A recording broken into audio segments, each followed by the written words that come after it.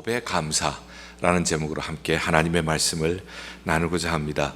성경에 여러 인물들이 나오죠. 성경에 여러 인물들이 나오는데 참 만나고 싶은 분들도 있지만은 만나고 싶지 않는 분도 있는 것 같아요. 특별히 만나고 싶지 않는 분 중에 한 분이 욥인 것 같아요.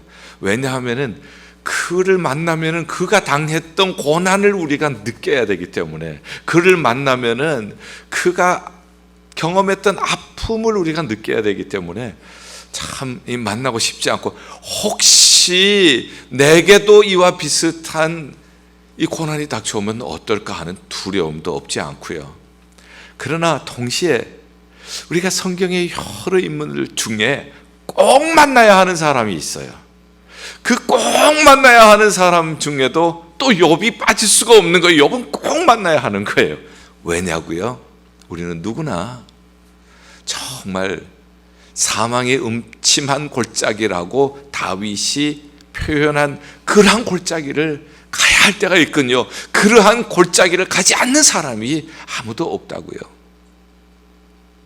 그래서 그러한 사망의 음침한 골짜기를 갈 때 욥기서를 읽으면 그렇게 위로가 되어지고요.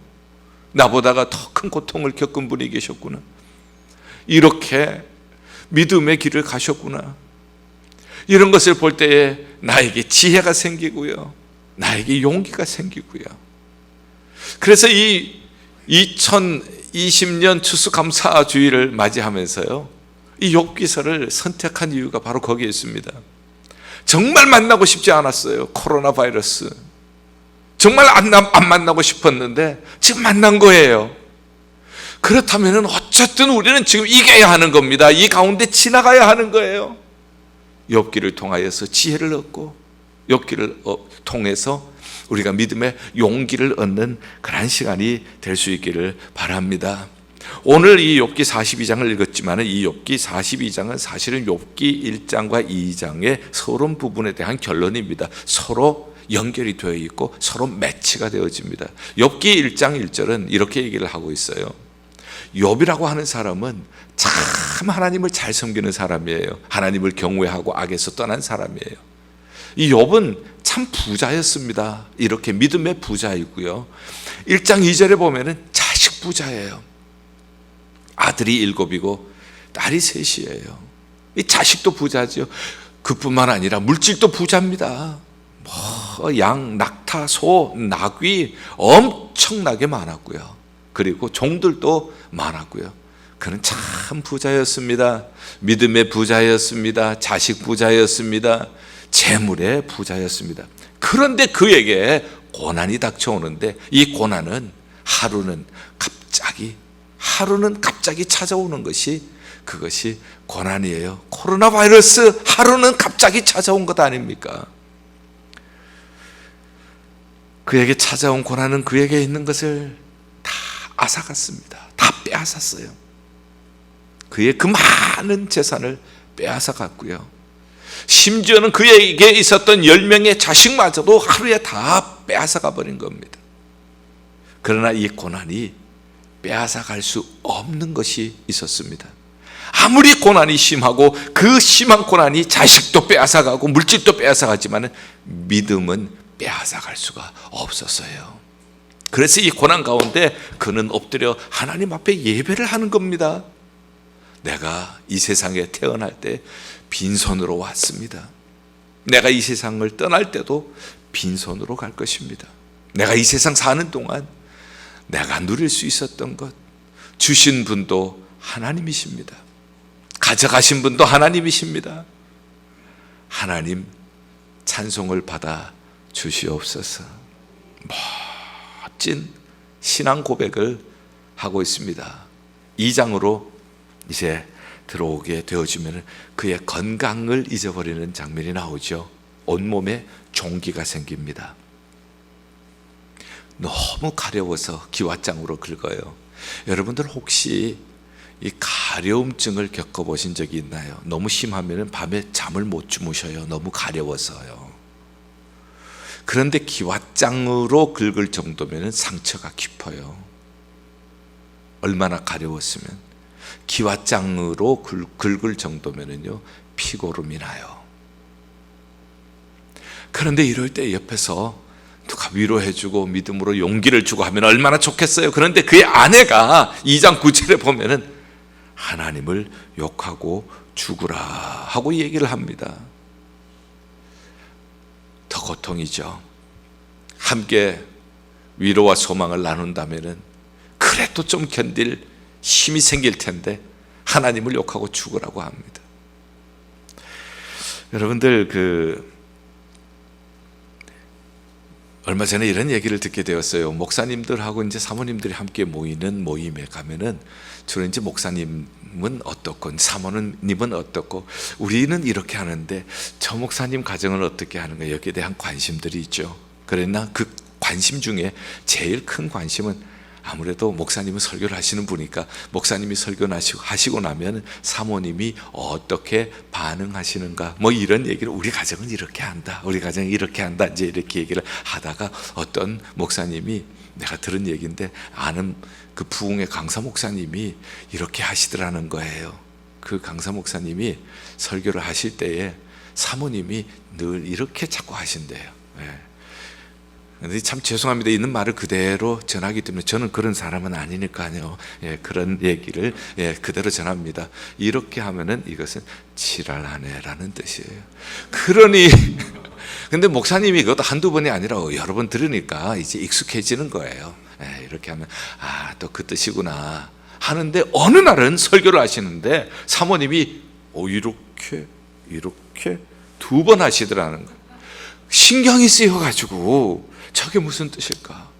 아니 설교를 하는 둥 마는 둥 마치고 집에 가서 아니 한 번은 이렇게 하는 건 알겠는데 이렇게 하고 이렇게 하는데 이것이 무슨 뜻이에요? 무슨 뜻으로 이렇게 했나요? 했더니 지랄하고 자빠졌네. 아이고 많이 웃었어요. 하여간 저도 그 이야기를 듣고 이제 많이 웃었는데요. 욥의 아내가 욥을 보고 이것을 하지 않았나 하는 생각이 드는 거예요. 그 많은 부자가 채물 잊어버리고 자식 부자가 자식 잊어버리고 자기 몸에는 기와장으로 긁어야 할 정도로 종기가 있는데도 뭐 하나님을 뭐 찬송한다고 하니까 이렇게 하지 않았을까 하는 생각을 하게 되어져요. 그러나 이 설교하는 사람으로 또 한번 이렇게도 생각을 해봤어요. 참 감사하더라고요. 추수감사주일에 제가 늘 설교를 하는데 제 아내가 한 번도 이것을 한 적이 없어요. 생각하니까 또 감사하더라고요. 제가 설교하는데 제 아내가 이렇게 하면 제가 얼마나 긴장하겠어요. 한 번도 없는 것이 너무 감사하더라고요. 아멘. 아멘은 제가 해야 되는데 오늘 저쪽에서 아멘이 나온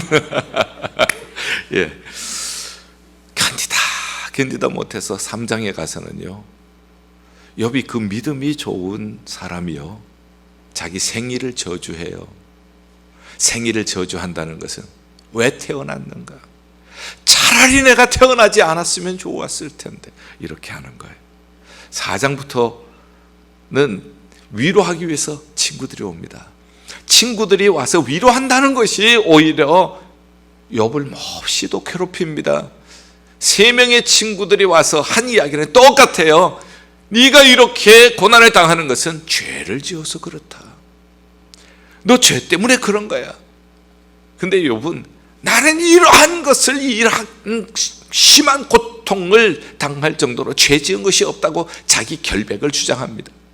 그러니 이 이야기가 아주 지루할 만큼 길게 욥기서는 진행이 되어 갑니다.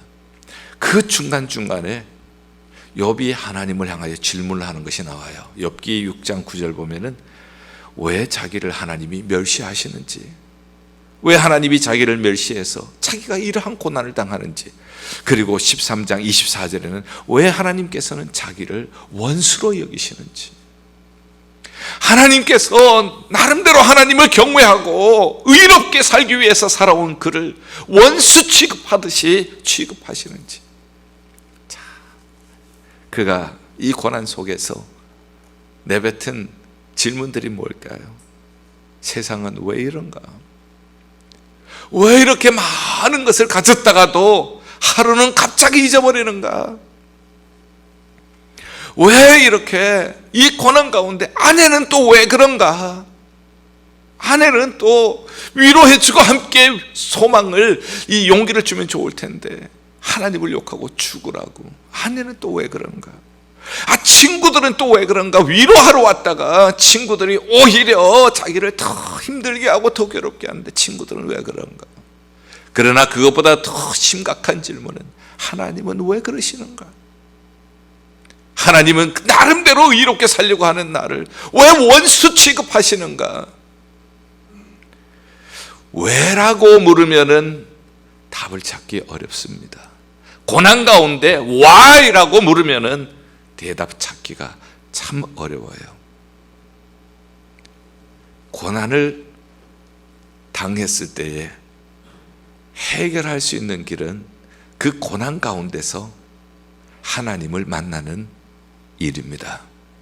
38장부터 41장까지는 하나님을 만나서 욥이 하나님과 대화를 나누는 내용들이 나와요. 그런데 하나님께서는 욥과의 만남을 통해서 약 한 70개 이상의 질문을 하십니다. 자, 하나님께서 지금 왜 세상은 이런가? 왜 아내는 저런가? 왜 친구들은 이런가?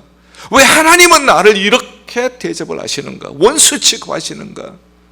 왜라고 질문하는 그에게 하나님께서 대답하시는 것은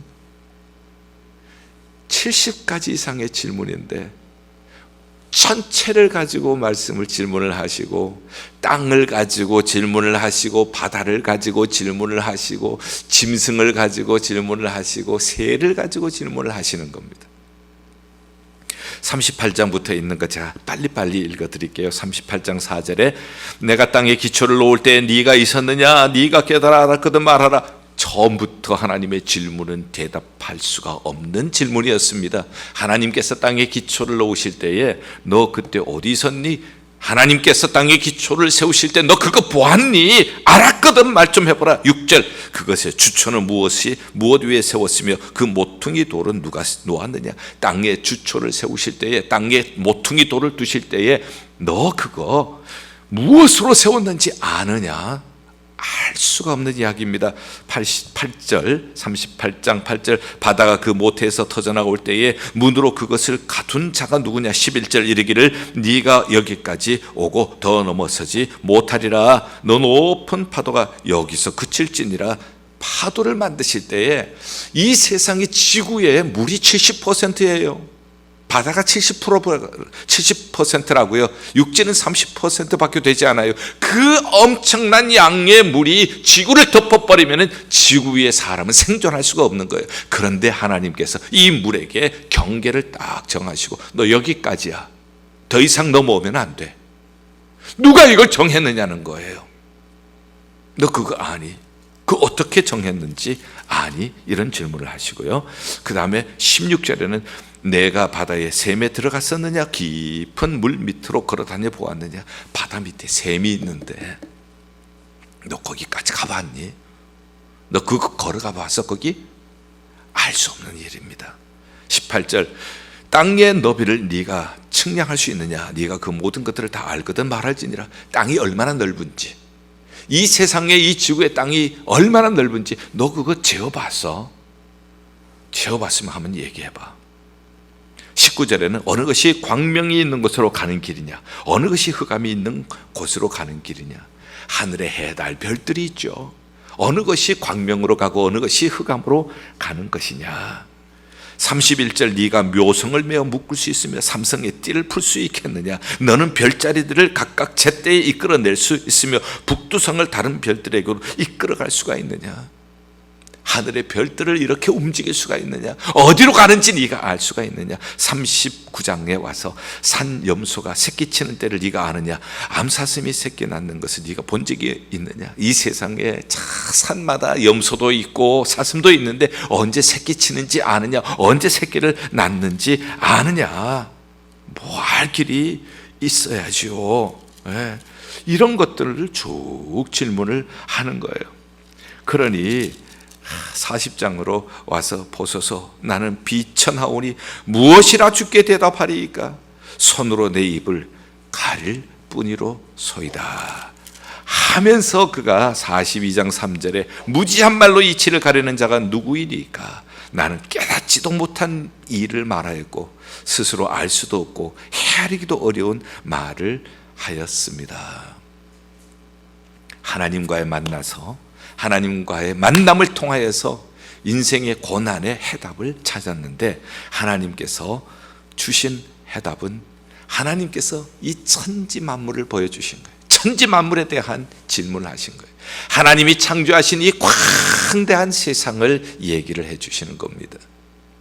그리고 하나님께서는 그 어느 하나도 오차가 없이 봄, 여름, 가을, 겨울 모든 계절, 그리고 이 세상에 살고 있는 모든 짐승들, 그리고 해, 달, 별, 천체들, 모든 것들을 하나님께서 다스리고 계신다는 것을 보여주시는 거예요. 하나님이 창조하신 그 신비한 세계, 그 세계를 하나도 하나님께서 놓치지 아니하시고 하나님의 주권을 가지고 하나님이 오늘도 다스리고 계신다는 겁니다. 거기에 대해서 자기가 조금 아는 척 했던 거예요. 조금 아는 척하고 why 왜 그렇습니까? 왜 그렇습니까? 라고 얘기를 했지만은 하나님이 말씀하시는 그 무한한 하나님의 지혜 앞에서는 너무나도 작은 지혜를 가지고 내가 아는 것처럼 너무 까분 거예요. 부끄러운 겁니다. 입을 가릴 수밖에 없는 겁니다. 알지도 못하면서 무지한 말로 아는 척 했다는 것이죠. 그러면서 그가 깨닫는 것이 이것입니다. 이 세상의 모든 것이 하나님의 손에 있는 것처럼 내가 지금 경험하고 있는 고난도 하나님의 경륜 안에 있는 줄을 믿습니다. 하나님이 주관하고 계시는 것을 믿습니다. 그리고 이 세상의 모든 것을 하나님이 지금 다스리고 계신다면은 내가 지금 경험하고 있는 이것도 하나님 보시기에는 아주 지극히 작은 것일지라도 하나님께서는 반드시 합력하여 선을 이루어 주실 줄을 믿습니다. 그렇다면 내가 하나님 앞에 드릴 것은 무엇입니까? 감사밖에 없다는 겁니다. 이것이 바로 욥의 감사예요. 욥은 이 세상에서 살았던 사람들 중에 가장 심한 고통을 경험했던 사람일 것입니다. 그러나 그가 하나님을 만나서 이 고난의 이유를 알았습니다. 이 세상은 하나님이 다스리고 계신다는 것, 아무리 코로나 바이러스가 미국과 같은 강대한 나라를 초토화시키는 그러한 때라도 저는 믿습니다. 이 모든 것들은 하나님의 손 안에 있음을 믿습니다. 의미가 없는 일이 없습니다.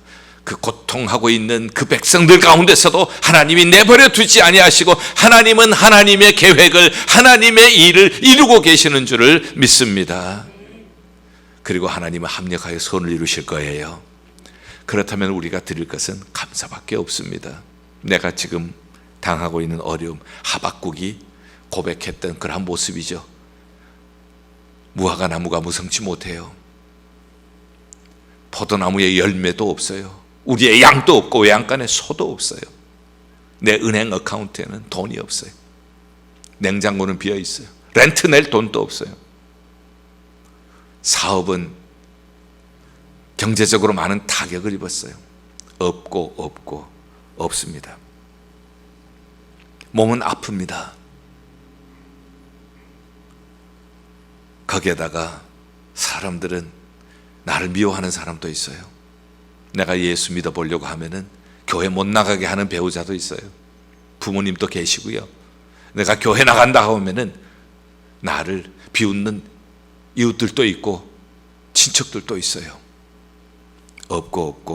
없는 것이 많아요. 그러나 우리가 천지를 지으신 하나님, 온 우주를 다스리고 계시는 하나님, 그리고 아주 작디 작은 나도 결코 버리지 않는 하나님, 그 하나님의 계획 안에 오늘 내가 있음을 믿습니다.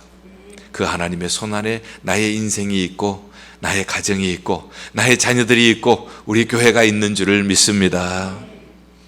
그 하나님은 우리를 절대 버리지 아니하실 것입니다. 나의 아픔까지도 합력하여 선을 이루어 주실 줄 믿습니다.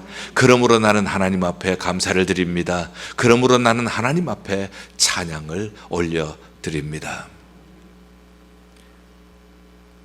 42장에서 가장 중요한 말씀은 5절이에요. 내가 주께 대하여 귀로 듣기만 하였사오니 이제는 눈으로 주를 배웁나이다. 귀로 듣던 신앙이었습니다. 그러나 이제는 고난이라고 하는 것을 통하여 고난 가운데 하나님을 만남으로 말미암아 나는 이제 눈으로 배움는 신앙이 된 것입니다. 귀로 듣는 신앙을 신앙의 초보라고 얘기를 하십시다. 왜냐하면 믿음은 들음에서 나고 들음은 그리스도의 말씀으로 말미암느니라. 그래서 우리가 들었어요. 복음을 들었어요. 이 복음을 듣고 내가 믿음이 생겼습니다. 그러나 우리가 귀로 듣는 신앙에서 눈으로 보는 신앙으로 그 단계로 업그레이드가 되기 위해서는 고난이라고 하는 학교를 통과하게 되어집니다. 고난이라고 하는 학교를 통과할 때에 나는 하나님을 인격적으로 고난 가운데서도 함께 하시는 하나님을 만나게 되어지고, 그로 말미암아 나는 하나님의 위대하심을 보게 되어집니다. 하나님의 전능하심을 보게 되어집니다. 그 하나님이 나를 얼마나 사랑하시는지, 이러한 나를 살려주시기 위하여 독생자 예수님을 보내주신 것이 깨달아집니다.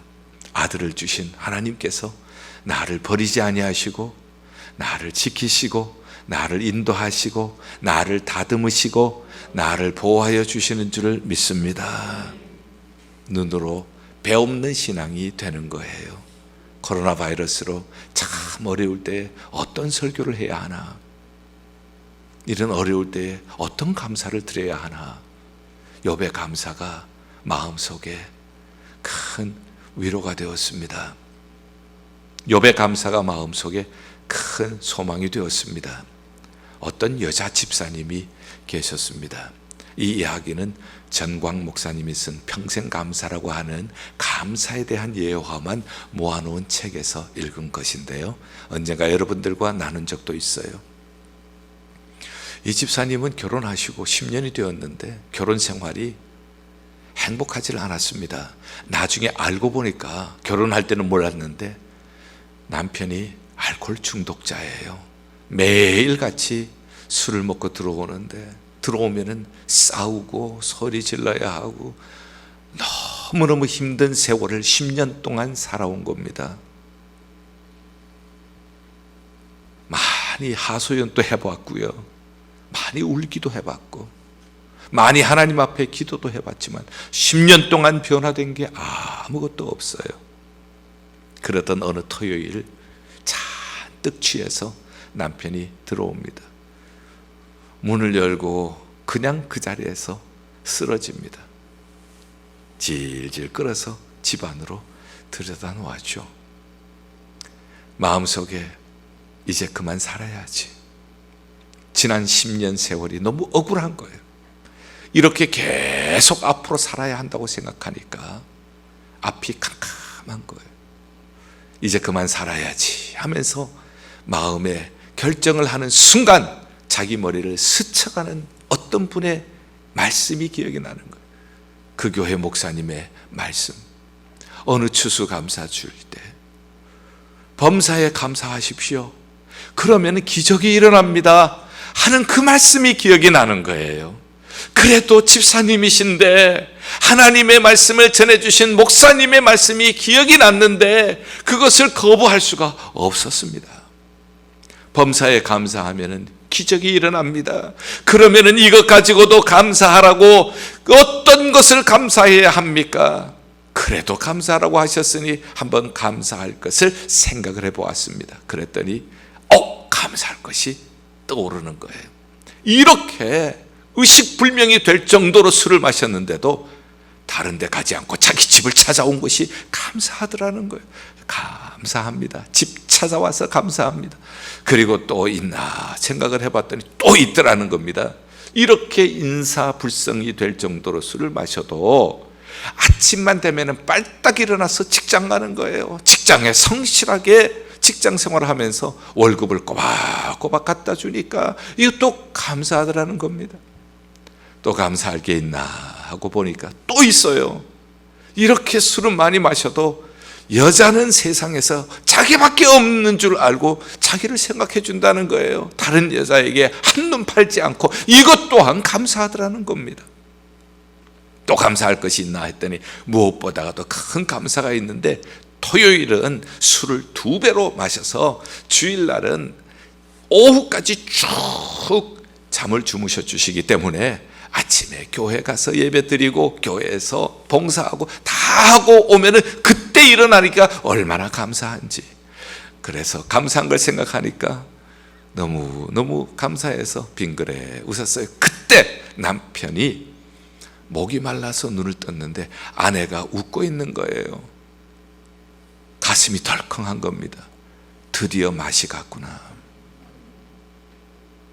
깜짝 놀라서, 아니 당신 왜 웃고 있어? 감사해서 웃고 있었어요. 아니 뭐가 감사하다는 거요? 당신하고 결혼한 것이 감사해서 웃고 있어요. 정신이 들어서 벌떡 일어났습니다. 아니 10년 동안 고생만 시켰는데 자기하고 결혼한 것이 감사하다고요? 그래서 뭐가 그렇게 감사한 거요? 했더니 제가 조금 전에 말씀드렸던 이런저런 얘기를 했어요. 목사님의 말씀이 듣고 그랬습니다. 사실은 제가 오늘 끝내려고 했거든요. 그러면 그렇지 하고 생각을 했는데, 그때 목사님의 말씀이 생각났는데, 범사에 감사하면 기적이 일어난다고 해서 감사할 조건을 생각을 해보니까 차이차한 그러한 감사의 조건이 생각이 났습니다. 남편이요 너무 미안했어요. 남편이요 너무 부끄러웠어요. 당신이 원하는 건 이제 뭐든지 내가 하겠어. 뭘 원하겠어요? 다음 날부터 교회 나가게 된 거죠. 자, 여러분들, 이 이야기에서 제가 주목하고 싶은 것은 그겁니다. 이 집사님은요 그동안 귀로만 듣던 신앙이었죠. 그러나 이제 이 고난이라고 하는 것을 통과하면서 이제 눈으로 배우는 신앙이 된 거예요. 목사님이 범사에 감사하면 기적이 일어난다는 말씀 귀로만 들었죠. 그러나 순종했더니 이제는 눈으로 배우는 신앙이 된 것입니다. 사랑하는 여러분들, 코로나 바이러스로 모두 힘든 시간을 우리가 가지만 우리가 추수감사주의를 맞이했어요. 범사에 감사하면 기적이 일어날 줄 믿습니다. 우리가 알 수 없는 무한하신 지혜로 하나님께서 우리를 버리지 아니하시고 지금 또 돌보고 계시는 줄 믿습니다. 지금 사망의 음침한 골짜기를 가는 것 같은 삶일지라도 주께서 주의 지팡이와 주의 막대기로 여러분들을 지켜주실 줄을 믿습니다. 이 추수감사절의 의미를 묻는다면 주님 2020년 추수감사주일은 귀로 듣던 신앙이 눈으로 배우는 신앙으로 업그레이드되는 추수감사절 되게 하여 주시옵소서. 할렐루야. 여러분들 결과를 볼게요. 욥기 42장 10절, 욥이 그의 친구들을 위하여 기도할 때에 여호와께서 욥의 곤경을 돌이키시고 여호와께서 욥에게 이전 모든 소유보다 갑절이나 주신지라. 12절, 여호와께서 욥의 말년에 욥에게 처음보다 더 복을 주시니 그가 양 14,000과 낙타 6,000과 소 1,000결이와 암낙이 1,000을 두고 또 아들 7과 딸 3을 두었으며, 이 딸들이 얼마나 이쁜지 첫째 딸은 여미마라고 했고 둘째 딸은 그시야라고 했고 셋째 딸은 게렌 합북이라고 했는데, 모든 땅에서 욥의 딸들처럼 아름다운 여자가 없었더라. 그들의 아버지가 그들에게 그들의 오라비들처럼 기업을 주었더라. 그 후에 욥이 140년을 살며 아들과 손자 4대를 보았고 욥이 늙어 나이가 차서 죽었더라. 하나님께서 모년에 갑절의 복을 주셨지요. 여러분, 이 코로나 바이러스 지금 어려운 시간이 같지만 우리가 위대하신 하나님을 만나는 시간이 되기를 바랍니다.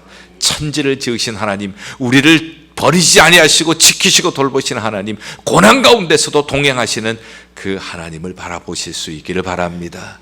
그리고 여러분들에게 이러한 복이 꼭 있기를 바랍니다. 욥이 모년에 받은 복, 그 복이 여러분들과 함께 하시기를 간절히 소망합니다.